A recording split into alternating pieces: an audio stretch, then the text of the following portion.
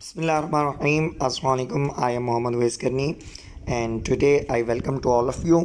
और आज जी हमारा है सॉल्यूशन का पार्ट, solution of the fourth mock test of IBA screening from BPS 5 to 50। ये आज हमने चौथी मॉक टेस्ट ली है IBA स्क्रीनिंग टेस्ट की BPS 5 to 15।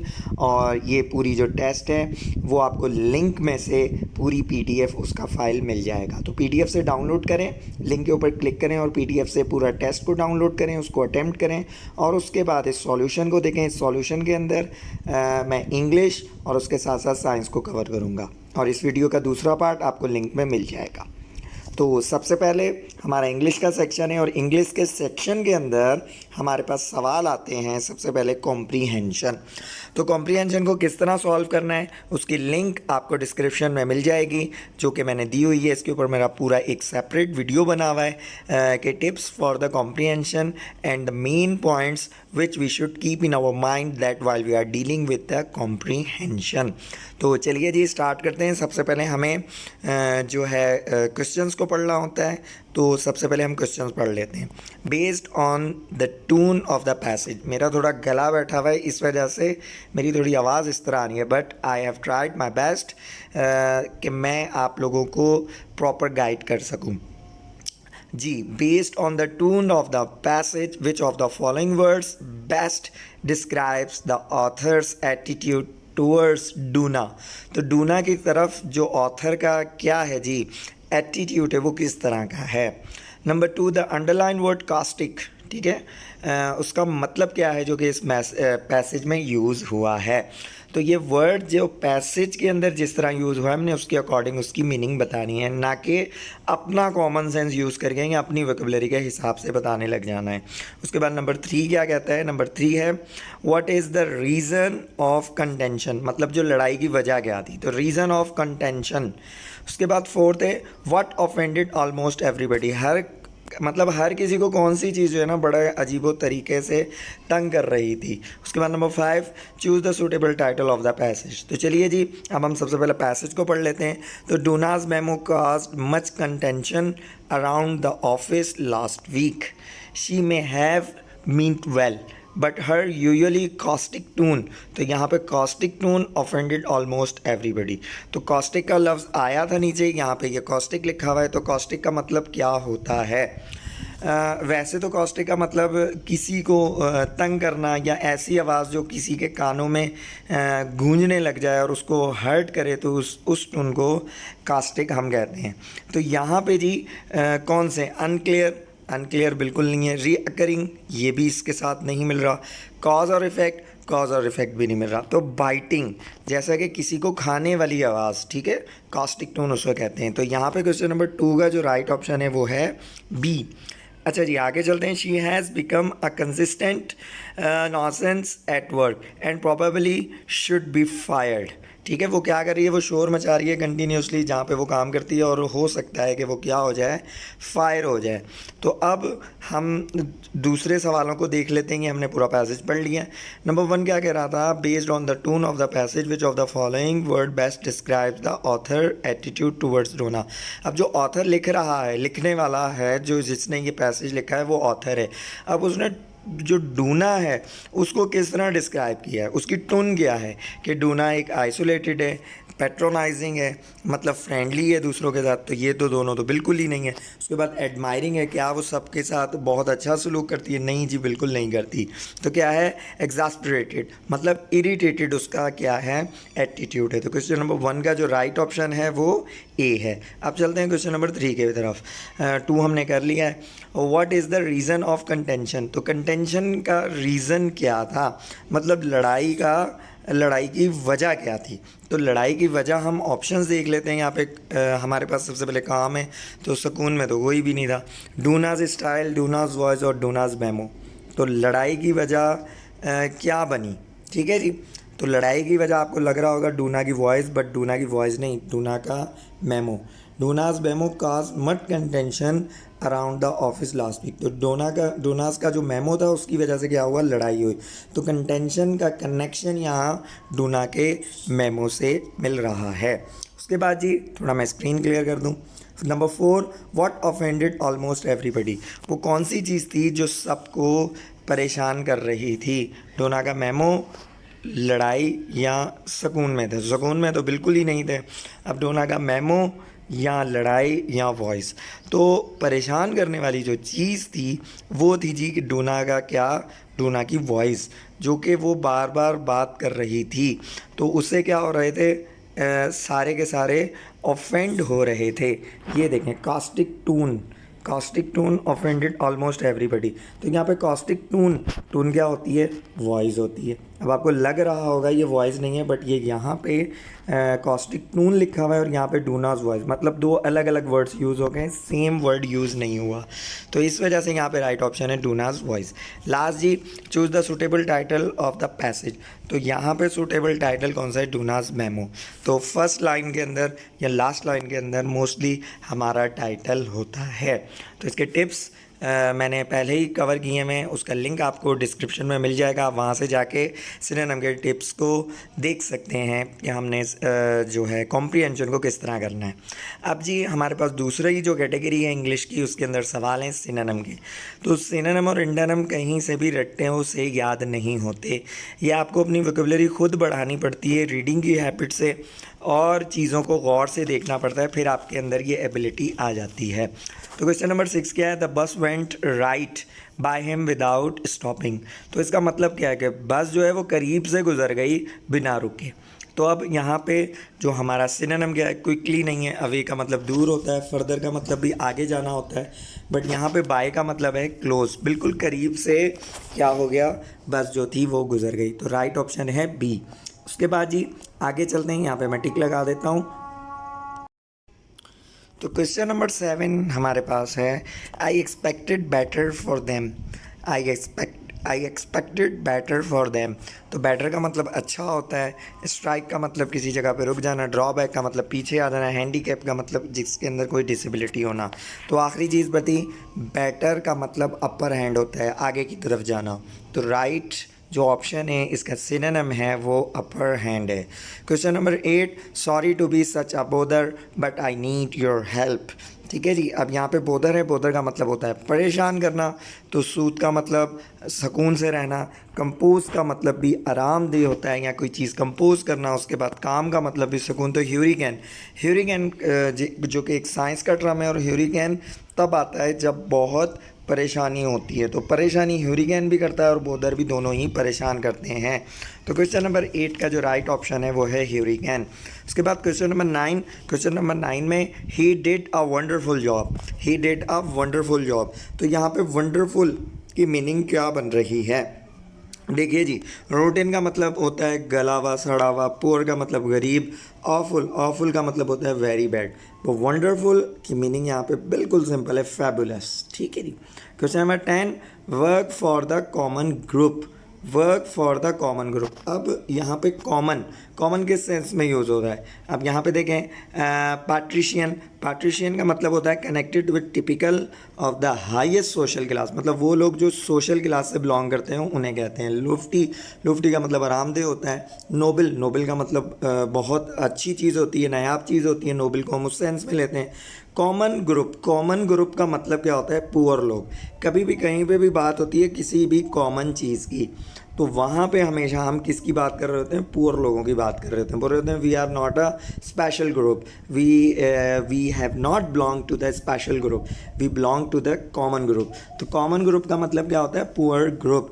तो यहाँ पे IBA के अंदर बिल्कुल इसी तरह ही कॉन्टेक्चुअल मीनिंग आती है। ठीक है, ये आपका IBA के अंदर लिखा हुआ होता है कॉन्टेक्चुअल मीनिंग। तो कॉन्टेक्स्ट को देख के आपने उसका सिनोनिम इंटोनिम ढूंढना होता है। ये पॉइंट अपने जहन में बिठा लें, जब भी आप IBA की स्क्रीनिंग की पेपर कर रहे हो तो आपके दिमाग में ये बात हो। Question number 11, the violence of the storm cause great fair. The violence मतलब जो शोर होता है किसका? तूफान का। वो क्या करता है? एक शदीद किस्म का डर बिठा देता है किसके अंदर जी? लोगों के अंदर। ठीक है, लोगों के अंदर क्या करता है? एक ज़बरदस्त किस्म का डर बिठा देता है। तो इनसेंसिटिव बिल्कुल नहीं, इनडेफिनिट बिल्कुल नहीं, फर्टाइल का मतलब तो ग्रीनरी होता है, जिस ज़मीन के ऊपर मतलब फसल बहुत अच्छी हो। तो इनसेंसिटिव भी नहीं है, इनडेफिनिट भी नहीं है, फर्टाइल भी नहीं है। तो लास्ट ऑप्शन बचता है हमारे पास पैशन। पैशन में क्या होता है, पैशन में भी इंसान सुकून से नहीं बैठता, उसके अंदर एक अलग सा तूफ़ान आया होता है और वही चीज़ वायलेंस करती है। तो वायलेंस और passion both are the synonym. आगे चलते हैं जी। उसके बाद जो हमारी टेस्ट होती है उसके अंदर सिनोनिम के बाद इंटरनम के सवाल आते हैं और इंटरनम पे बिल्कुल उसी तरह ही हमारी यूज़ होती है जिस तरह हम सिनोनिम करते हैं कॉन्टेक्चुअल मीनिंग में। तो क्वेश्चन नंबर जो हमारा 12 है, क्वेश्चन नंबर 12 हमारा क्या कहता है, the violence of storm cause great fair. वही सेम सेंटेंस है, मैंने एक तरफ उसका सिनोनिम दे दिया और दूसरी तरफ उसका इंटरनम दे दिया। तो वायोलेंस जैसा कि अभी हम पढ़ के आए हैं कि उसमें क्या होता है जी, तूफ़ान आया हुआ होता है, बट यहाँ पे तूफ़ान नहीं आना, यहाँ पे क्या होना है, सुकून से रहना है। तो इनसेंसिटिव, ठीक है। ये पैशन भी नहीं है, पैशन भी नहीं है यहाँ पे, ठीक है जी। एक मिनट जी, इरेस हो गए, ठीक है जी। अब जी यहाँ पे ये पैशन भी नहीं है, फर्टाइल भी नहीं है, इंडेफिनिट भी नहीं है और एक ही ऑप्शन बचता है, वो है इनसेंसिटिव। क्वेश्चन नंबर 13 बिल्कुल रिपीट हुआ है इंटरनम के लिए, sorry to be such a bother but I need your help. तो बोदर का मतलब होता है परेशान करना। तो अब सुकून कौन सा होगा, यहाँ पे सूद था पहले और यहाँ पे मैंने हैवी, ये दोनों ऑप्शन चेंज हो गए और ह्यूरिकेन का मतलब तबाही होता है और बोदर का इंटरनम क्या है, काम। बोदर का इंटरनम क्या है, काम। उसके बाद आगे चलते हैं क्वेश्चन नंबर 14 के ऊपर। क्वेश्चन नंबर 14 कहते हैं, क्या कहता है, the bus went right by him without stopping. तो करीब से गुजर गई। अब यहाँ से हमने करीब को निकाल देना है। तो देखें क्विकली, इंफीरियर, अंदर, क्लोज, करीब, अवे का मतलब दूर। तो देखें थोड़ा सा कॉमन सेंस यूज़ करना है, कॉन्टेक्स्ट के ऊपर जाना है। आप बिल्कुल दो ऑप्शन को तो आप एकदम ही एलिमिनेट कर देंगे, पीछे बचेगा एक ऑप्शन और एक ऑप्शन आपने चूज़ करना होगा जो आपके पीछे दो ऑप्शन बचेंगे। बस सिंपल सी बात है, थोड़ा सा कॉमन सेंस यूज़ करना है। IBA वाले बिल्कुल सेम टेक्निक यूज़ करते हैं, स्टूडेंट्स रट्टे मार के गए हुए होते हैं जो उनको फिर यहाँ पे बिल्कुल भी काम नहीं आते। तो practice makes man perfect, kindly practice कीजिए इस तरह की वोकैबुलरी के ऊपर। उसके बाद क्वेश्चन नंबर 15 हमें क्या कहता है, injuries dictated the choices of player. मतलब जो इंजरीज हैं वो हमें क्या करती हैं, हमें हुक्म देती हैं, आगे लेके जाती हैं किसको, जो प्लेयर्स की चॉइस होती हैं। अगर इंजरीज हो गई तो प्लेयर्स के बाद चॉइस होगी कि वो अब रेस्ट करे, अब वो नहीं खेल सकता। तो यहाँ पे डिक्टेट का मतलब ये आ रहा है। तो हमने यहाँ पे सिनोनिम बिल्कुल नहीं ढूंढना, क्योंकि काफ़ी दफ़ा क्या होता है, हम सिनोनिम करके आए होते हैं और हमारा दिमाग सिनोनिम पे ही चल रहा होता है। तो जब भी इंटरनम को डील कर रहे हों तो उससे पहले अपने आप से थोड़ा सा पूछ लें कि मैंने सिनोनिम ढूंढना है या इंटरनम ढूंढना है। मैंडेट का मतलब यही होता है किसी को कोई काम बताना, उसकी जिम्मेदारी बताना। डायरेक्ट का मतलब हुक्म देना, डिग्री का मतलब हुक्म देना। तो यहाँ पे ये जो तीनों हैं वो इसके सिनोनिम है। तो राइट जो इंटरनम है वो क्या है, नन ऑफ दीज। यहाँ पे कोई भी इसका इंटरनम नहीं था और नन ऑफ दीज ऑप्शन दिया हुआ था। उसके बाद आगे चलते हैं क्वेश्चन नंबर 16 के ऊपर। The local people are very friendly to visitors. जो लोकल पीपल हैं वो जो विजिटर्स हैं उनके साथ बहुत फ्रेंडली हैं। तो फ्रेंडली हमने क्या ढूंढना है, इंटरनम। तो सबसे पहले एमिकेबल, जो मतलब बहुत फ्रेंडली होते हैं। वार्म, वार्म का मतलब बड़ा पुरजोश, तो ऐसी तो बात नहीं है। फ्रेंडली का इंटरनम ढूंढें तो डिकोरेटरी। डिकोरेटरी का मतलब क्या होता है, जब कोई क्या हम कैसे कह सकते हैं, किसी के बारे में गलत लफ्ज़ कहा जाता है, जब किसी की भी बेहुरमती की जाती है तो उसे हम कहते हैं डेकोरेटरी। तो फ्रेंडली, डेकोरेटरी क्या है, इंटरनम। क्वेश्चन नंबर 17 की तरफ चलते हैं। The relationship between two countries reach a Nadir in the 1920s। तो नादिर का मतलब क्या होता है, जवाल। तो हम इंटरनम ढूंढ रहे हैं। फुट भी जवाल के सेंस में आता है, बॉटम भी जवाल के सेंस में आता है। नन ऑफ दीज को हमारे पास तब बचेगा जब हम बी को देखेंगे। तो टॉप, जवाल का इंटरनम क्या होगा, टॉप। तो यहाँ पे राइट ऑप्शन है टॉप। आगे चलते हैं जी। आगे हमारे पास जो ऑप्शंस हैं वो हैं जी स्पेलिंग चेकिंग के। तो स्पेलिंग चेकिंग के अंदर जो फर्स्ट वर्ड है वो है एक्सप्लेनेशन। एक्सप्लेनेशन के अंदर काफ़ी कन्फ्यूजन होती है कि उसके अंदर हम आई को ऐड कर देते हैं, क्योंकि एक्सप्लेन की स्पेलिंग क्या होती है, EXPLIAN। ठीक है, ये एक्सप्लेन AIN होता है, ठीक है, AIN। तो ये है एक्सप्लेन। अब ये जो आई जो है ना हमें कंफ्यूज कर देता है और एक्सप्लेनेशन में ये आई नहीं आता। तो राइट ऑप्शन एक्सप्लेनेशन की क्या है, EXPLANATION। एक्सप्लेनेशन इसको लिखा जाता है पर पढ़ते हैं हम इसको एक्सप्लेनेशन ही है। उसके बाद हम आगे चलते हैं। एक और हमारे पास वर्ड है क्वेश्चन नंबर 19 के ऊपर, जिसे हम कहते हैं ऑकवर्ड। ठीक है जी। अब ऑकवर्ड सुनने में आपको लग रहा होगा कि ऑकवर्ड सही किस तरह का होगा। तो देखें, ऑकवर्ड, ऑकवर्ड, ऑकवर्ड। तो बहुत सारे चांसेस हैं कि स्टूडेंट ये वाला ऑकवर्ड को जो है वो सही इसकी स्पेलिंग समझे, बट ऑकवर्ड की सही स्पेलिंग ये है AWK ऑकवर्ड WARD। तो राइट ऑप्शन ये है, बेशक आप डिक्शनरी में से भी चेक कर सकते हैं। क्वेश्चन नंबर 20 के अंदर राइट वर्ड हमने ढूंढना है ज़ीरोक्स। तो इसकी राइट जो डेफिनेशन है, जो स्पेलिंग है, डेफिनेशन कहती है, स्पेलिंग हम ढूंढ रहे हैं। तो स्पेलिंग जो है वो XEROX है। उसके बाद क्वेश्चन नंबर 21 में बैचलर। तो बैचलर मोस्टली स्टूडेंट जो होते हैं वो बैचलर रहते हैं। तो बिल्कुल इसी तरह ही आपकी जो नॉर्मल डेली रूटीन के अंदर बातें हो रही होती हैं, बिल्कुल वहीं से ही आपके जो क्वेश्चन है वो आते हैं। तो बैचलर की स्पेलिंग जो है वो BACHELOR है। क्वेश्चन नंबर 22, कबाब किबाब क्या होता है? तो ये जी हम कबाब पढ़ रहे होते हैं, बट इसको इंग्लिश में किबाब कहते हैं। ठीक है, कबाब हमारे अपनी लैंग्वेज में होता है, कबाब हम कह रहे होते हैं या किबाब, बट जो राइट ऑप्शन है इंग्लिश के अंदर वो है किबाब। ठीक है जी, ये आप डिक्शनरी से भी चेक करें, आपकी नॉलेज में इजाफा होगा। आगे जी अब हमारे पास अगले क्वेश्चंस आ गए हैं एरर डिटेक्शन के। एरर डिटेक्शन के ऊपर मेरे नोट्स अवेलेबल हैं, जिनका लिंक मैंने डिस्क्रिप्शन में दे दिया है, और इसके मेरे सेपरेट हर एक जो हमारे पास सब्जेक्ट वर्ब एग्रीमेंट है, उसके बाद हमारे पास प्रोनाउन है, एडवर्ब हैं, नाउन है, इन सब के एरर डिटेक्शन की एक सेपरेट सीरीज़ है। मेरी प्लेलिस्ट है, प्लेलिस्ट का लिंक मैं डिस्क्रिप्शन में दे दूंगा, वहाँ से आप ये सारे वीडियोस भी देख सकते हैं, और साथ साथ जो एरर डिटेक्शन के नोट्स है 17 रूल्स एंड 100 MCQs, उसका भी लिंक दे दूंगा। आप लिंक में से, डिस्क्रिप्शन में से, लिंक में से डाउनलोड कर सकते हैं।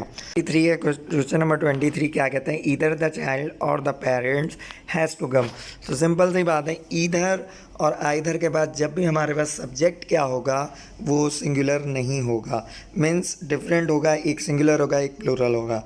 तो हम लोग जो प्लूरल होता है वो कोशिश करके और के बाद या नॉर के बाद लिखते हैं, और उसके बाद हमेशा जो हमारा जो वर्ब आता है वो हमेशा वर्ब हमारा प्लूरल होता है। तो यहाँ पे जो हैज़ है वो बिल्कुल गलत है, जो हैज़ की जगह पे हैव आना था, और ये हमारा यहाँ पे एरर है। उसके बाद जी इधर दे और आई आर मिस्टेकिन और इज़ एम मिस्टेकिन। अब यहाँ पे हमारे पास दे बिल्कुल सही है, और उसके बाद आई भी बिल्कुल सही है। अब आई के बाद क्या आना है? यहाँ पे एम आना है, या ये आर ही बिल्कुल सही है। अगर नहीं आना तो फिर हमारा नन ऑफ दीज है। तो मेरी एक बात सुन लें, जब भी इस तरह हमारे दो प्रोनाउन यूज़ हो रहे होते हैं तो फिर हमारे पास जो लास्ट वाला प्रोनाउन होता है हम उसके अकॉर्डिंग अपना हेल्पिंग वर्ब यूज़ करते हैं। तो हम उसके अकॉर्डिंग जब अपना हेल्पिंग वर्ब यूज़ करते हैं तो उससे हमें फिर पता चल जाता है कि राइट ऑप्शन क्या है और रॉन्ग ऑप्शन क्या है। तो हमारे पास यहाँ पे ये जो राइट ऑप्शन कौन कौन से हैं, मतलब एरर की सूरत में, यहाँ पे सी है। उसके बाद क्वेश्चन नंबर 25 क्या कहता है? ईदर द गर्ल और the boys have come. Either the girl और द बॉयज़ हैव कम। अब यहाँ पे कोई आपको लग रहा है मिस्टेक, आपको बिल्कुल नहीं लग रही होगी, बट यहाँ पे मिस्टेक है। जो नीदर है, नीदर के साथ हमेशा नॉर आता है। ठीक है, नीदर के साथ क्या आता है? हमेशा नॉर आता है, नीदर के साथ कभी भी और नहीं आता। तो यहाँ पे एरर है बी। उसके बाद क्वेश्चन नंबर 26 की तरफ चलते हैं। क्वेश्चन नंबर 26 क्या कहता है? Each shirt stone and one were burned. मतलब क्या है? 8 शर्ट्स क्या हो गई? फट गई है, और एक क्या हुई है? उसको आग लग गई है। तो वन के साथ हमेशा हम सिंगुलर क्या लगाएंगे? Helping verb. तो वन वाज बर्न। तो यहाँ पे जो हमारा एरर है वो सी है। Question number 27, the principal along with all the teachers have come। तो the principal along with all the teachers have come। अब यहाँ पे आपको लग रहा होगा कि यहाँ पे रूल कौन सा लगना है? प्रिंसिपल है और उसके बाद all the teachers है, तो हमारे पास जो वर्ब है वो तो नॉर्मल सी बात है, प्लूरल ही आना चाहिए, बट नहीं, दो वर्ड्स हैं along और as well as। along और as well as, उसके अंदर जो आपका वर्ब यूज़ होता है वो पहले सब्जेक्ट के हिसाब से होता है। तो यहाँ पे पहला सब्जेक्ट क्या है? सिंगुलर, तो इसके अकॉर्डिंग यूज़ होना है। यहाँ पे हैव नहीं, हैज़ आना है। ठीक है जी, आगे चलते हैं। Question number 28। क्वेश्चन नंबर 28 में क्या है? Each of us were afraid of being drowned. हम में से हर एक क्या है, डूबने से क्या है, डरता है। तो ईच सिंगुलर है, तो ईच हमारे पास यहाँ पे प्रोनाउन है, तो यहाँ पे प्रोनाउन के साथ हम यूज़ करते हैं हमेशा सिंगुलर वर्ब। तो ईच ऑफ अस वाज होना है, वर नहीं यूज़ होना है। ये आपको अस करके लग रहा होगा कि अस तो वी का एक्यूजेटिव केस है और यहाँ पे जी प्लूरल यूज़ होना है, बट ऐसा बिल्कुल नहीं है। और यहाँ पे क्या यूज़ होना है, यहाँ पे सिंगुलर यूज़ होना है। Each of us was afraid of being drowned. अच्छा जी, उसके बाद question number 29, the pizza as well as the cake taste good. The pizza as well as the cake taste good. तो अभी मैंने आपको ऊपर अलॉन्ग और एज वेल एज बताया था और नीचे वो सेम एरर डिटेक्शन भी आई हुई है। अब इसके अंदर आपको लग रहा होगा कोई मिस्टेक नहीं है, बट इसके अंदर एक मिस्टेक है जो कि अक्सर स्टूडेंट्स यहाँ पे उनसे रह जाएगी। देखिए मैंने आपको पहले बताया था कि जो वर्ब है वो अकॉर्डिंग टू फर्स्ट सब्जेक्ट के होते हैं। तो फर्स्ट सब्जेक्ट सिंगुलर है और ये हमारा टेंस कौन सा है, प्रेजेंट सिंपल। तो प्रेजेंट सिंपल के अंदर रूल क्या होता है, if the subject is singular then we can put S और E S in the end of the verb. तो यहाँ पे एस ऐड होना था, तो सी यहाँ पे क्या है, एरर है। उसके बाद question number 30, I who is your friend is honest to you. अब यहाँ पे दो एरर हैं। किस तरह दो एरर हैं, क्योंकि आई के साथ हम क्या यूज़ करते हैं, आई के साथ एम यूज़ होता है। तो बी भी एरर है और उसके साथ सी भी एरर है। ठीक है जी, ये हो गए हमारे एरर डिटेक्शन। प्रीपोजिशन और प्रीपोजिशन बिल्कुल आसान है। डेली जो है मैं अपने फेसबुक पेज के ऊपर और अपने व्हाट्सएप के स्टेटस के ऊपर भी डेली के प्रीपोजिशन शेयर करता हूँ और प्रीपोजिशन बिल्कुल वहीं से ही आते हैं और ये सारे प्रीपोजिशन मैंने शेयर किए हुए हैं।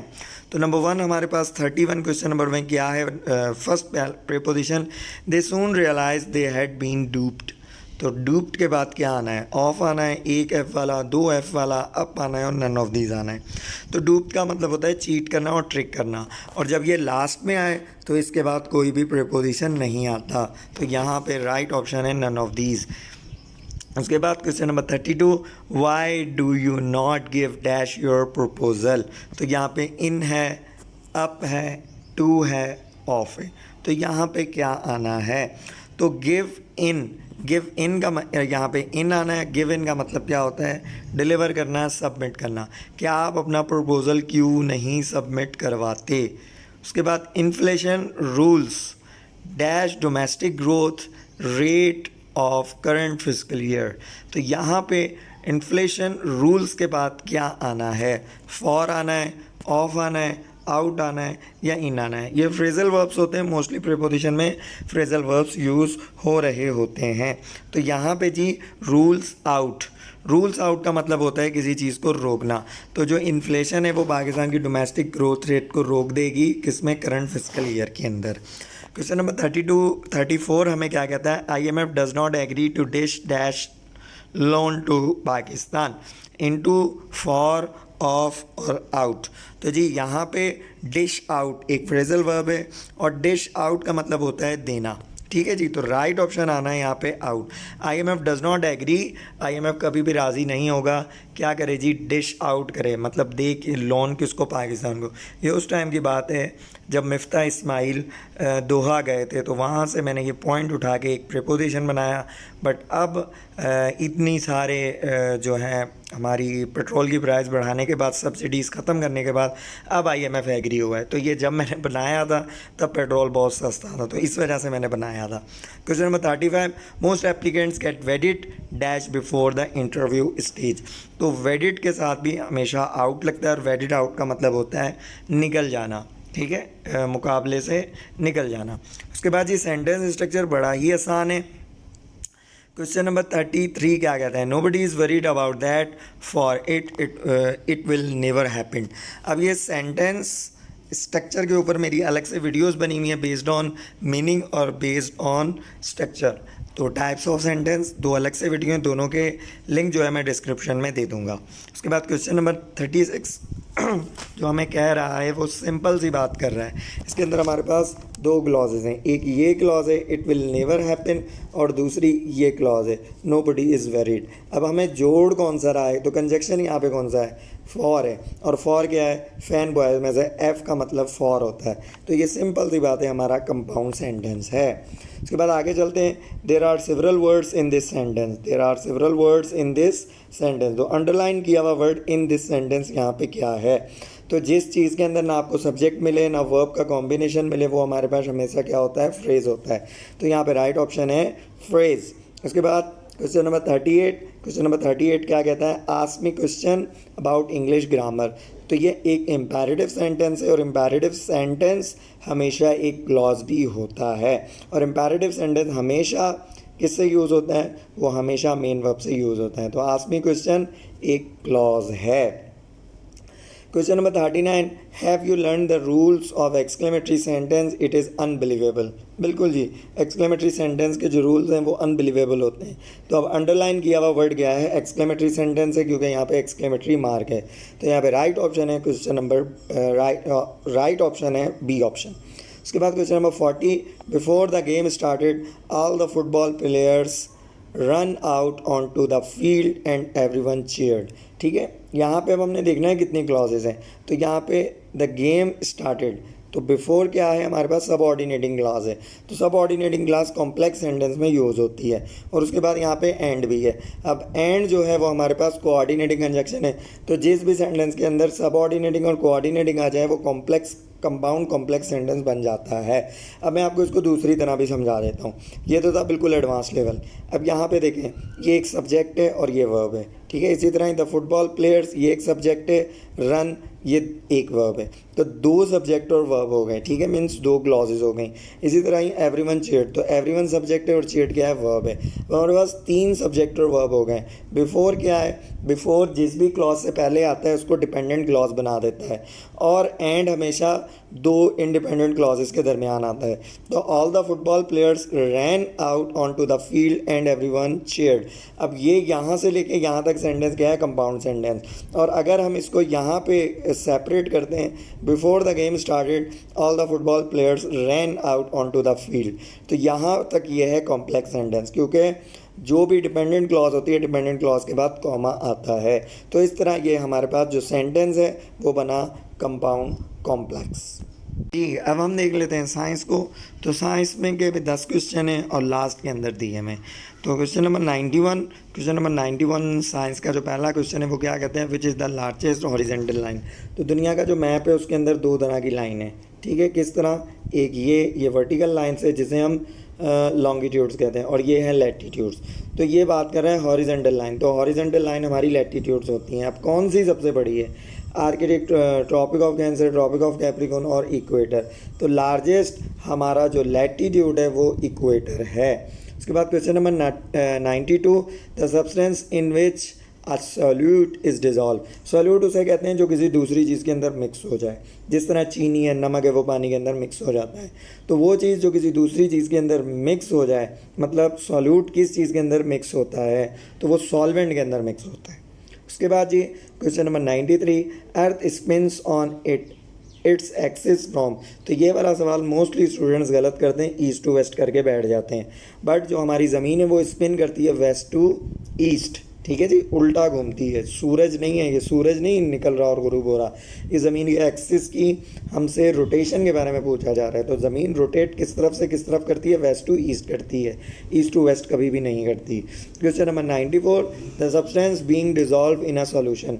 वो चीज़ जो सॉल्यूशन के अंदर, क्या मतलब ऐसी चीज़ जो सॉल्यूशन के अंदर क्या हो, डिज़ोल्व हो जाए, उसे हम क्या कहते हैं, सॉल्यूट कहते हैं, ठीक है। सॉल्यूशन के अंदर जो सॉल्यूट है वो ही डिज़ोल्व होती है, ठीक है जी। उसके बाद ये थोड़ा सा सवाल जो है थोड़ा घुमाने वाला दिया हुआ है। असल में सॉल्यूट जो है डिज़ोल्व होता है सॉल्वेंट में और वो सॉल्यूशन बना देता है। तो सवाल को ज़रा शॉर्टकट करके पूछ लिया गया है कि सॉल्यूट मतलब सॉल्यूशन के अंदर कौन सी चीज़ डिज़ोल्व होती है। तो सॉल्वेंट नहीं होता, डिज़ोल्व होने वाला होता है सॉल्यूट। तो होपफुली अब ये क्लियर हो गया होगा। उसके बाद question number 95, seasons are form due to. तो जो सीजन्स हैं, जो हमारे 4 सीजन्स हैं, वो किस वजह से बनते हैं, रेवोल्यूशन की वजह से बनते हैं। अब किसकी रेवोल्यूशन, रोटेशन की वजह से दिन रात होता है, ठीक है। रोटेशन ऑफ अर्थ की वजह से क्या होता है, दिन रात होता है। और रेवोल्यूशन ऑफ सन नहीं बल्कि रेवोल्यूशन ऑफ अर्थ। रेवोल्यूशन उसे कहते हैं जैसे ये हमारा सन है और इसके गिर्द क्या घूम रही है, अर्थ घूम रही है, तो ये हो रहा है रेवोल्यूशन। ठीक है जी। तो ज़मीन जो है वो सूरज के गिर्द घूमती है और उससे क्या होता है, हमारे 4 सीज़न बनते हैं। तो राइट ऑप्शन यहाँ पे क्या है, रेवोल्यूशन ऑफ अर्थ मीन्स सी। आगे चलते हैं जी। आगे हमारे पास क्वेश्चन नंबर 96 है। 96 में क्या कहता है, the conversion of ice in to water in is an example of. मतलब आइस जो है वो वाटर के अंदर जब जाएगी तो क्या होगा, सिंपल सी बात है जी, उसको हीट दे जाएगी, तो क्या करना पड़ेगा, मेल्ट की जाएगी। उसके बाद है 97, लेमनेड है। वाटर लेमनेड मतलब एक चीज़ बन गई, लीमू का जूस बन गया, उसके अंदर हम क्या क्या चीज़ें डाल रहे हैं, वाटर डाल रहे हैं, लेमन जूस डाल रहे हैं और शुगर डाल रहे हैं। तो आइडेंटिफाई द सॉल्यूट। अब जी जो लेमन एड मतलब जो हमारा लीमू का जूस है उसके अंदर कौन कौन सी चीज़ें जो हैं वो डिज़ोल्व हो जाती हैं, मतलब सॉल्यूट कौन सा है उसके अंदर। तो लेमन जूस है सबसे पहले, वो भी बिल्कुल होता है, शुगर भी होती है, वाटर भी होता है और शुगर भी होता है। तो अब बात देखें, वाटर, जब आप लेमन का जूस देखेंगे तो आपको पता ही नहीं चलेगा ये लेमन का जूस है। तो जब आप उसको गौर से देखेंगे या पिएंगे तो फिर आपको अंदाज़ा होगा। तो अब यहाँ पे चीज़ें मिक्स होने वाली कौन सी हैं, शुगर है और लेमन जूस है। तो ये दोनों क्या होते हैं, उसके अंदर मिक्स हो जाते हैं और हमें पता नहीं चलता। तो यहाँ पे राइट ऑप्शन है ए ऑप्शन। उसके बाद question number 98, which of the following take place when water vapours change into ice. मतलब वाटर वेपर किस में यूज चेंज हो रहे हैं, आइस के अंदर चेंज हो रहे हैं। तो ऐसा कोई भी प्रोसेस जिसके अंदर वाटर वेपर हमारे किसके अंदर चेंज हो, आइस के अंदर चेंज हो, उसे हम बिल्कुल सिंपल सी बात है डिपोजिशन कहते हैं। क्या कहते हैं जी, डिपोजिशन। अच्छा, इसका उल्टा प्रोसेस है, अगर सॉलिड लिक्विड में ना जाए और एकदम किस में चली जाए, गैस में चले जाए, जो कि अगला ही सवाल है। ठीक है, तो उसे क्या कहते हैं, उसे हम कहते हैं सब्लिमेशन। उसे हम क्या कहते हैं, सब्लिमेशन। ये एक दूसरे के अपोजिट हैं। उसके बाद है जी question number 100, earth moves around the sun is card. बिल्कुल सिंपल है, उसे हम रोटेशन कहते हैं। उसे हम क्या कहते हैं, रोटेशन कहते हैं। जो ज़मीन है सूरज के गिर्द क्या करती है, रोटेट करती है। नहीं जी, रोटेट नहीं करती, ज़मीन के गिर्द रिवॉल्व करती है। तो जैसा कि मैंने अभी आपको बताया था, ये सन है और इसके गिर्द ये ज़मीन क्या कर रही है, रिवॉल्व कर रही है। और जो अपने गिर्द घूम रही है वो क्या है, रोटेशन कर रही है। तो यहाँ पे जो हमारे पास राइट ऑप्शन है वो है रेवोल्यूशन। तो जी ये था आज का हमारा सॉल्यूशन का part. Hopefully you have enjoyed a lot. If you have any question you can ask me in the comment section, and you can like my Facebook page, YouTube channel, or you can contact me on my WhatsApp number. Inshallah we will meet with our next video. Till that time, Khuda Hafiz.